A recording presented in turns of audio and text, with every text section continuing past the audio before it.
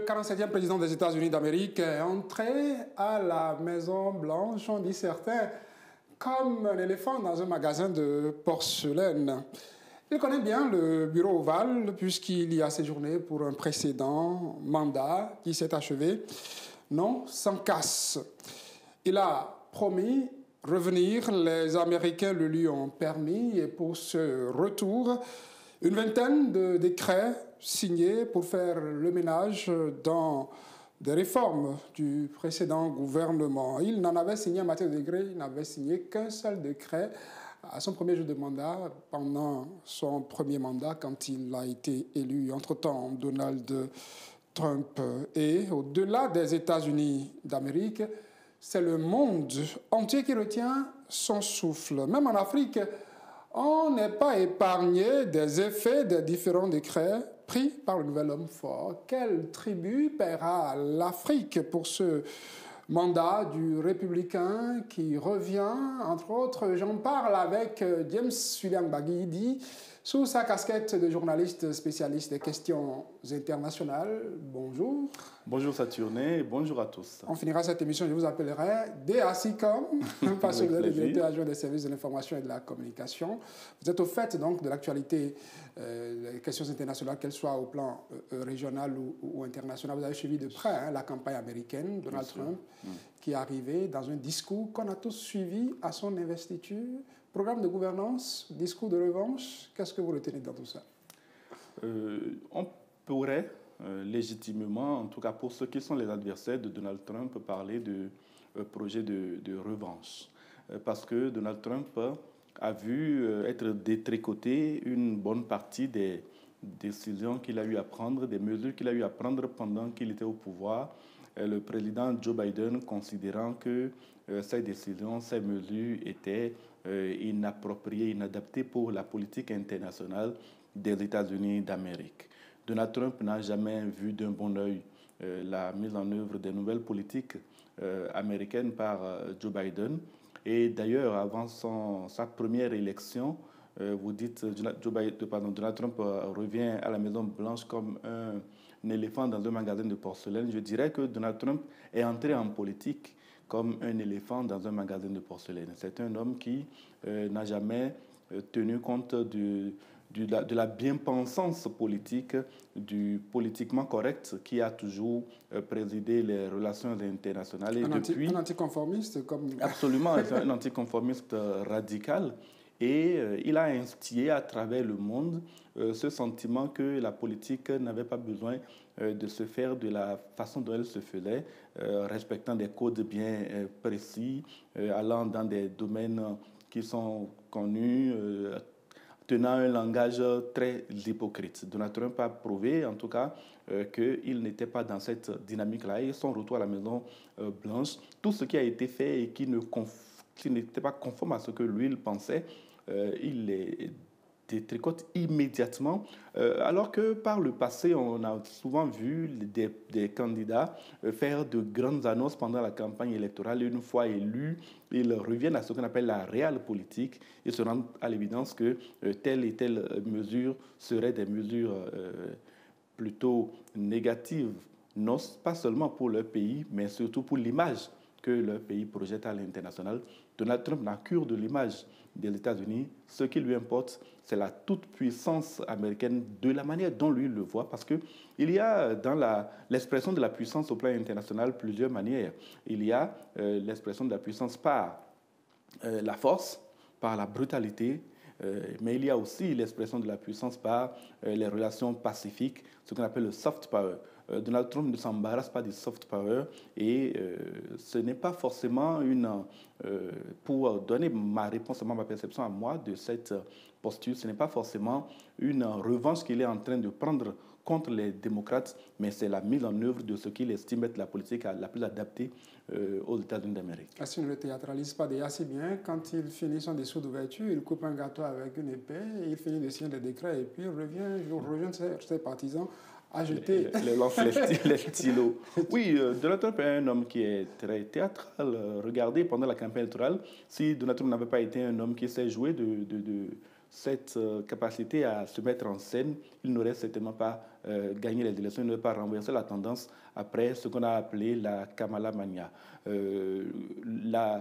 Les propos un peu déplacés de Joe Biden, notamment sur les McDo, entre ceux qui se nourrissent dans les fast-food et consorts, les propos déplacés parfois de Kamala Harris, quand Barack Obama s'en va tenser un peu les agents de la campagne de Kamala Harris, surtout les agents de race noire, pour leur dire mais vous ne faites pas votre travail comme cela se doit.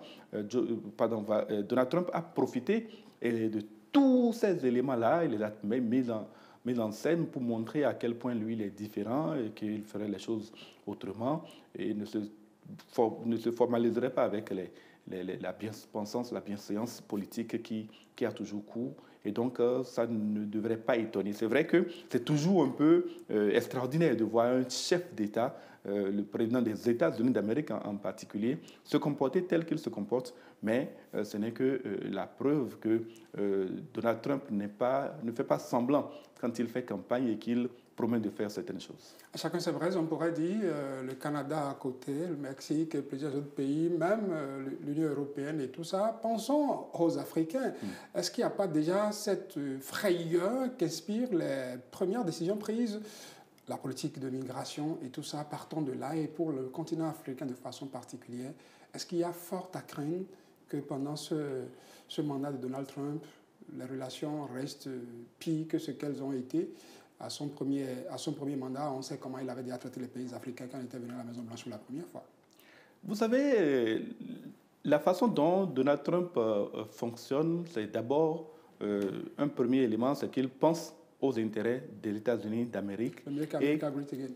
Absolument. Et contrairement à d'autres qui vont, tout en pensant aux intérêts des États-Unis, donner l'impression qu'ils veulent bien voir les autres pays également mieux se porter, Donald Trump ne s'embarrasse pas de faire croire qu'il chercherait à plaire à d'autres pays, à d'autres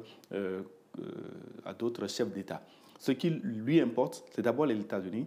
Et même si les idées qu'il a sont erronées, s'il y croit, il les mettra en œuvre, il pourrait rencontrer des échecs et en ce moment-là, revenir à de meilleurs sentiments. Mais la première chose qu'on a pu voir quand il prend une décision, par exemple celle de non seulement mettre fin à l'immigration massive, clandestine, notamment vers les États-Unis, mais aussi d'expulser des millions de sans-papiers qui se trouvent aux États-Unis. Cela touchera majoritairement les pays d'Amérique latine, le Mexique, la Colombie, les pays du continent américain, mais des Africains sont également concernés puisque de nombreux, des milliers, voire peut-être même des millions d'Africains se trouvent aux États-Unis en situation irrégulière. À ce niveau-là, même les pays européens ne nous font plus de cadeaux en la matière. C'est vrai que l'économie de certains pays a vraiment besoin de cette main-d'œuvre clandestine qui ne devrait pas être expulsée sans conséquences graves sur cette économie-là. Donc, Donald Trump, en tout cas, pour le moment, ce qu'il veut faire, c'est d'expulser tous ces gens-là. Ça aura un impact sur les Africains et notamment sur les ressources que ceux qui sont aux États-Unis envoient à leur pays, envoient à leurs parents ou enfants qui sont restés sur le continent. Ça va se ressentir progressivement, en tout cas si la mesure est mise en œuvre de façon radicale. Vous avez peut-être déjà vu des images où certaines rues, certaines villes où les clandestins sont nombreux, dorment dans la rue. Ces rues sont désertes parce que les gens ont compris qu'ils sont dans le collimateur de la police, voire même de l'armée, et qu'ils peuvent être arrêtés à tout moment et expulsés. Donc, tous ces gens-là se cachent aujourd'hui. Il y a aussi le fait que le président américain, dans ses rapports, même avec l'Afrique, annonce des augmentations de tarifs douaniers. Le minimum qu'il annonce est 10% sur pratiquement tous les produits qui entrent aux États-Unis. Cela remet en cause l'accord AGOA, AGOA qui se trouve en vigueur entre les États-Unis et l'Afrique, qui permet aux pays africains d'exporter vers les États-Unis sans droit de douane un certain nombre de produits. Mais il est vrai aussi que très peu de pays arrivent vraiment à bénéficier de l'AGOA, parce que quand on veut exporter des marchandises vers les États-Unis, il y a des critères de qualité qu'il faut respecter. Certains n'arrivent pas à respecter ces critères, même si les produits sont fabriqués et doivent être exportés vers les États-Unis. Ces produits sont bloqués simplement parce qu'ils ne respectent pas ces critères-là. Il y a aussi les quantités.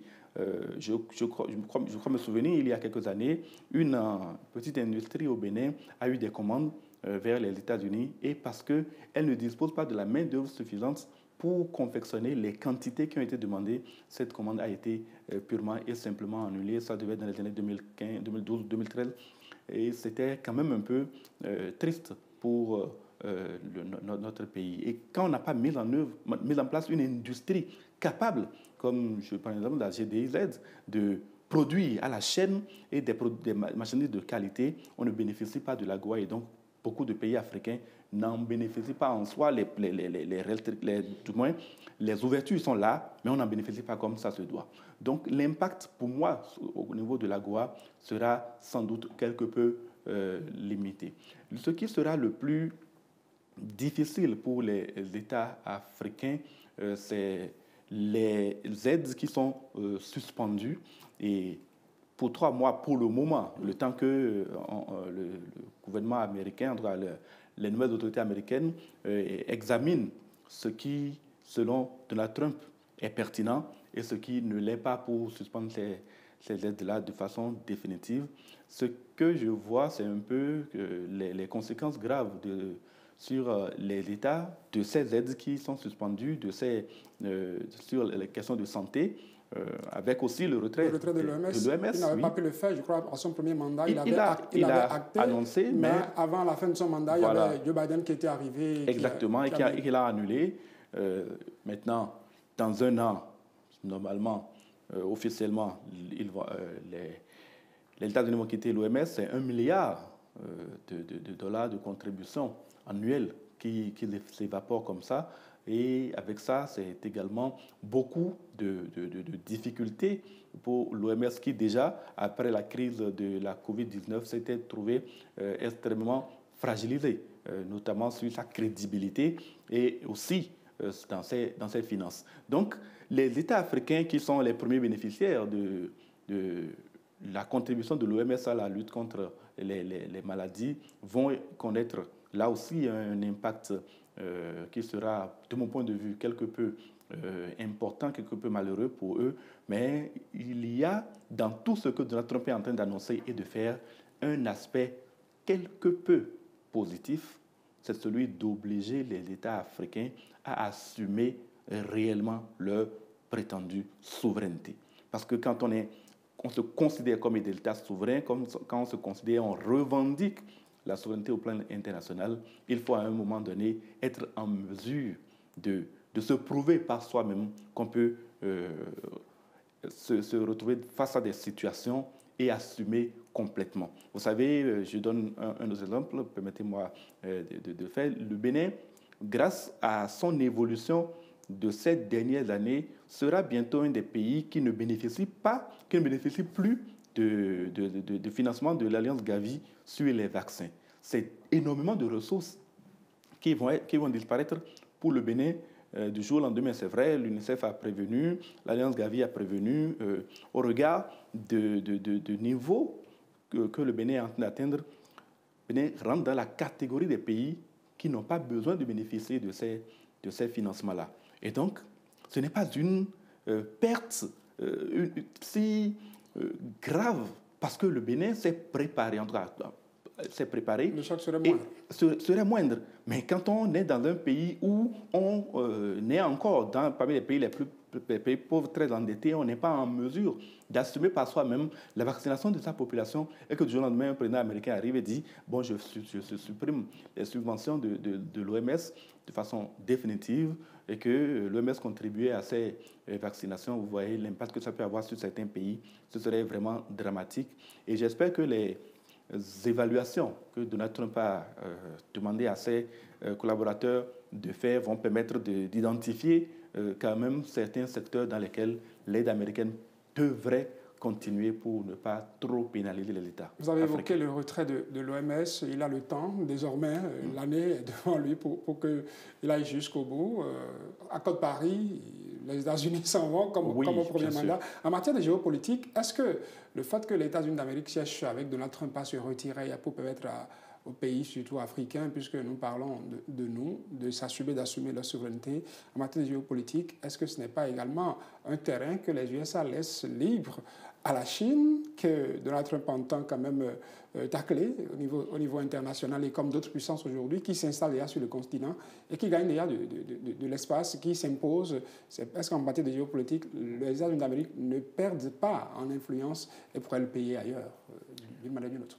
Tout à fait. Les États-Unis seraient, en tout cas, sur le plan de leur influence internationale, perdants effectivement dans la politique qui consiste à se retirer du continent africain, à faire dos au continent africain, notamment sur les aides. Ils laissent le terrain libre que vont occuper d'autres puissances comme la Chine, comme l'Inde, comme la Russie, peut-être même le Brésil. Donc, si vous voyez, déjà, c'est les BRICS que je suis en train de voir dans cette dynamique-là. Le principal bénéficiaire, ce sera probablement la Chine et très rapidement aussi la Russie, qui ont déjà plusieurs tentacules déployés sur le continent africain. Je parle de tentacules, mais pas dans le sens négatif forcément. Hein. Il y a déjà de la présence chinoise, de la présence russe sur le continent africain, et le désintérêt des États-Unis pour les pays africains va engendrer une progression de ces États-là, surtout si les dirigeants africains de certains États pensent qu'ils ont vraiment besoin de parrains internationaux pour pouvoir continuer le processus de développement, ou ne serait-ce que pour maintenir la viabilité de leurs États. Et c'est en ce moment-là que peut-être la politique américaine, les administrateurs qui sont autour de Donald Trump pourraient faire leurs analyses et expliquer au président les risques encourus dans un désengagement aussi massif du continent africain. Il faut quand même reconnaître que l'envie de Donald Trump de contrer la Chine sur tous les plans peut le contraindre à changer certaines stratégies, certaines décisions, notamment celle de se retirer du continent africain de façon aussi radicale qu'il est en train de l'annoncer. Donald Trump n'est pas, je dirais, il n'est pas fou. À un moment donné, il verra où sont les intérêts des États-Unis, et s'il faut que ces intérêts soient préservés, il saura probablement faire les choix qui favorisent les États-Unis, notamment de rester dans certaines mesures sur le continent africain. Oui, la régime annonce que le temps est imparti à cette rubrique, Sacha, mais quand même un mot sur la coopération militaire. La lutte contre le terrorisme, on sait comment les États-Unis se sentent vulnérables même en dehors des frontières des États-Unis, avec tout ce qui se passe dans le Sahel, tout ce qui entoure le terrorisme. Est-ce que ce n'est pas un point sensible qu'il faudrait également traiter en termes de coopération des États-Unis avec les États-Unis ont fait le choix d'être présents partout dans le monde. Ils ont fait le choix d'avoir des bases militaires presque partout, d'avoir de la présence, présence massive de leur population un peu partout. Et donc, ils ne peuvent qu'être vulnérables. Et donc, mais ce n'est pas en maintenant des forces militaires sur des théâtres d'opération que les États-Unis vont devenir moins vulnérables. Bien au contraire, je crois.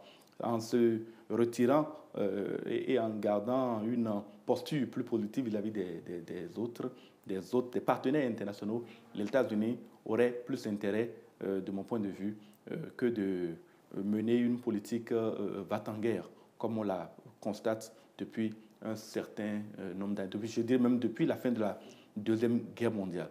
Ce qui est important avec les États africains où les États-Unis ne sont quand même pas très présents. Le dispositif AFRICOM n'est pas très déployé sur le continent africain. Ils ont laissé la sécurité, je dirais, occidentale entre les mains de la France, de la Grande-Bretagne sur le continent africain, ce qui aujourd'hui ne les arrangerait probablement plus. Les États-Unis vont certainement changer de modèle, mais il faut quand même, au-delà de tout, revenir à une chose: le mandat aux États-Unis ne dure que 4 années. 4 ans. Et les décisions qui sont prises doivent être mises en œuvre. Et le temps de la mise en œuvre, on aura déjà pratiquement atteint la moitié du mandat. Avec les élections de mi-mandat. Les élections de mi-mandat vont arriver. Peut-être qu'elles vont changer la donne et que le prochain congrès va commencer à bloquer certaines des décisions de Donald Trump, mais en supposant qu'il en a pour 4 ans. Même les 4 ans ne suffisent pas pour détricoter complètement ce que Joe Biden a fait. La preuve, c'est que Joe Biden non plus n'a pas réussi en 4 ans à détricoter tout ce que Donald Trump a accompli. Merci à vous, James William Baguidi. Vous êtes journaliste spécialiste des questions internationales ici à l'Assemblée nationale, directeur adjoint des services de l'information et de la communication. Merci de répondre. Toutes ces fois, nous vous appelons pour venir éclairer nos téléspectateurs, nos auditeurs, parlant de Radio Hémicycle aussi, sur les questions internationales. Merci, c'est moi. Bonne journée, excellente semaine à vous. Merci, à vous de même. La suite de TH Matin, Polo Aounou va nous rejoindre sur la toile. Raccompagner James et le ramener, lui, Polo Aounou, ça va être avec Pépé Oleka. Gangou, c'est le titre.